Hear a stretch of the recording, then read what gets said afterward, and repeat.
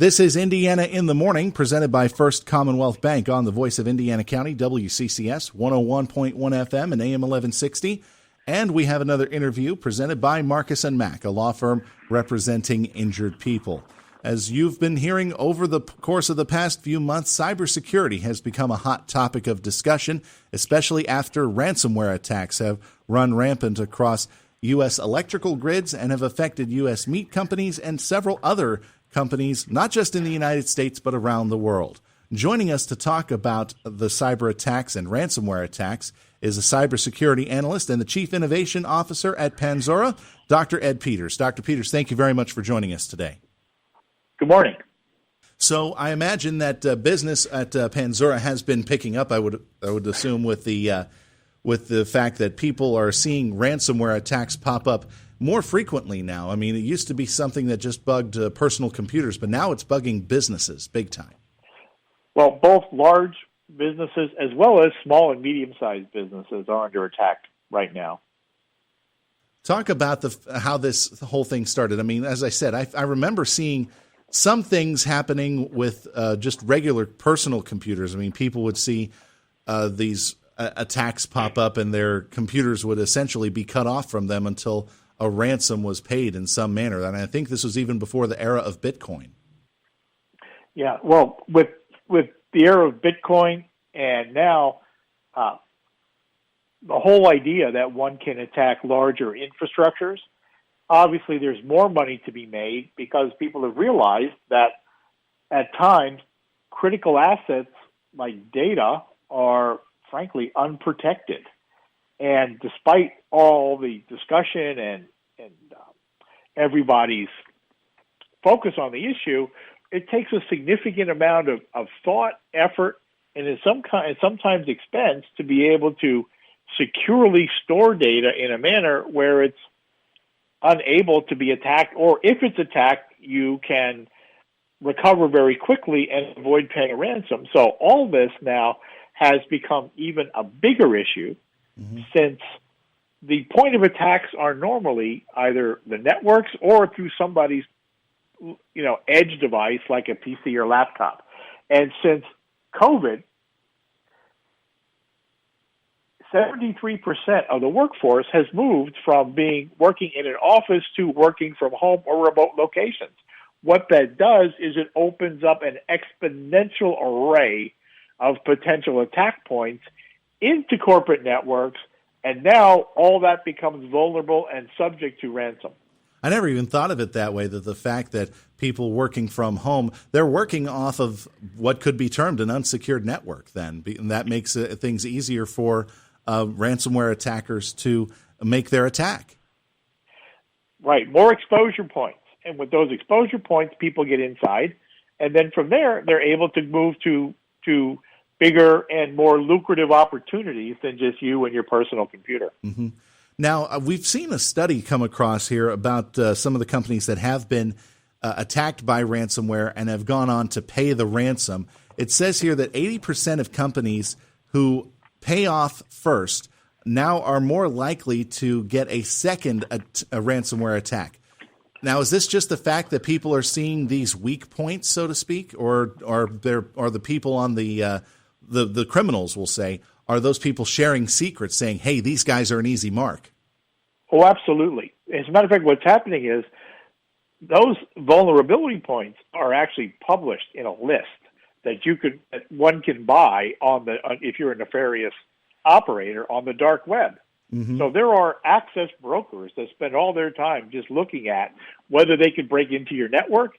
And if, the fact is you haven't made the changes after the first attack that will keep them out, they'll be back. So what is a company to do? I mean, it's easy to pay the ransom in some cases, but in this case, we're seeing that these weak points are being published, and if people pay off the ransom, they're going to be seen as an easy mark. But it's tough to try to get things back on track if you don't pay the ransom, it sounds like.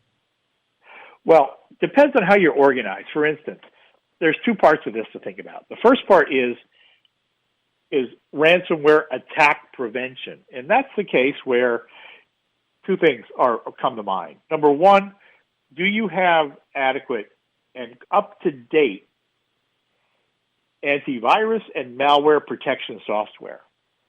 Is that what you have on your end computer itself, as well as your corporate networks? But is that what you have on your end devices, and is it up to date on your machine? Secondly, education. Are we clear? Never open any phishing attack. So, we all get them all the time. Your account has been suspended. Oh my gosh, I better look at this quickly. Or you just won something. Oh, we better look right away. Yeah. They want you to click on that. These are very sophisticated copywriters that do this to try to get you to take that next action. And once you take that action, then off to the races they go, because that virus moves forward. Now, that's number one.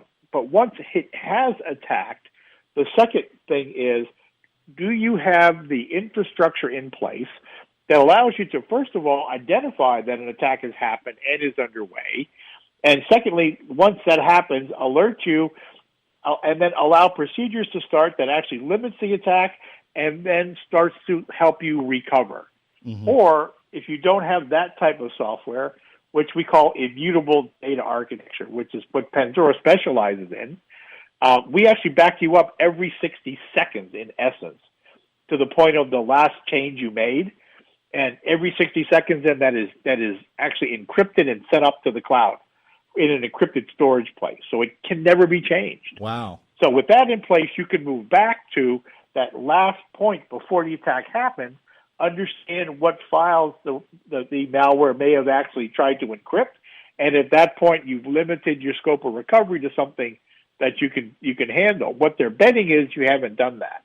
They're also betting that from there, if you don't have a Penzura-type system in place, what you have then is you have to have backup and recovery and then off-site backups, and that's all very complicated and is sometimes expensive to manage, and they're betting you don't have that, and so your only hope is to pay the ransom. We're talking with Dr. Ed Peters, a Chief Innovation Officer at Penzura and a cybersecurity analyst, talking about the ransomware attacks that have been going on basically around the world. And we've covered now a study that 80% of companies face a second ransomware attack after they pay off on the first one. So, Dr. Peters, it does sound very simple to just get the systems needed, whether it be through your company or through others, to protect yourselves and take a proactive approach. But as you said, it is a very expensive system, at least in certain circumstances. But it just does sound very simple. Is it really that simple to just kind of beef up your own computer armorware, so to speak? Yes, it's that, as well as then the education to help on the prevention side, as well as then to put in the system that's needed to actually allow you to have something that's immutable, like Penzura's immutable data management and file system. And then from there, you could easily understand the scope of an attack. And as I'm proud to say, nobody, as far as that we know of, that uses and stores their data on the Penzura file system has ever had to pay a ransom. Mm-hmm. So as these attacks have increased and as the front of mind awareness of these attacks have increased, has your company Penzura seen an increase in sales? Well, we are seeing a lot more interest in our software. Yes. Okay, excellent. All right. So if just to get that out there, if anybody is interested in availing themselves of Penzura's services, how can they get a hold of you guys? Are you on the web? www.penzura.com. And just go from there. We're glad to work with anybody that wants to chat with us and work with us about this. All right. Dr. Peters, thank you very much for joining us on Indiana in the Morning this morning. I hope things stay safe for you wherever you are, and I hope that your computer doesn't get hacked either. Thanks again. Me too. Thank you. Bye.